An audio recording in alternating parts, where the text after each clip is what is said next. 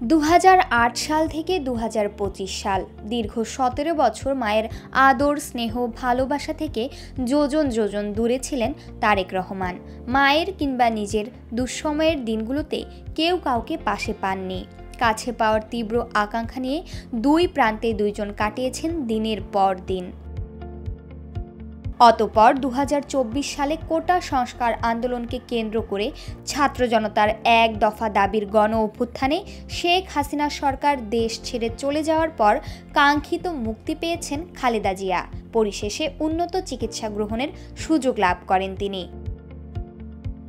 অবশেষে গত 8 জানুয়ারি লন্ডন গিয়েছেন খালেদা জিয়া।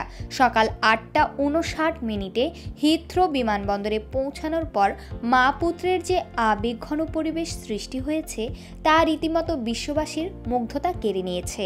তারেক রহমান ও তার স্ত্রী জোবাইদা রহমান খালেদা জিয়াকে ফুলেল শুভেচ্ছার মাধ্যমে অভিবাদন জানান। পুত্র তারেক মায়ের পা ছুঁয়ে সালাম নেন।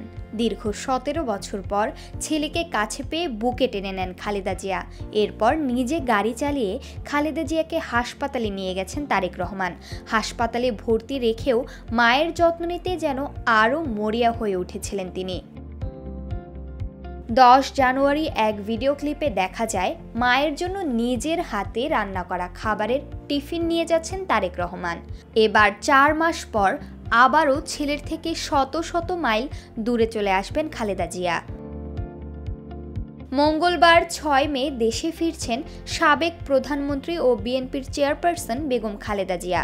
গত 4 মাস হাসপাতালে খাবার পৌঁছে দেওয়া, মা বক্তব্য প্রদানকালে পেছনে দাঁড়িয়ে থাকা, সর্বশেষ মা ও স্ত্রীকে নিজের গাড়ি ড্রাইভ করে বিমানবন্দরে নিয়ে যান তারেক রহমান। বিদায় বেলায়ও মায়ের কাছাকাছি থাকতে চেয়েছিলেন তিনি।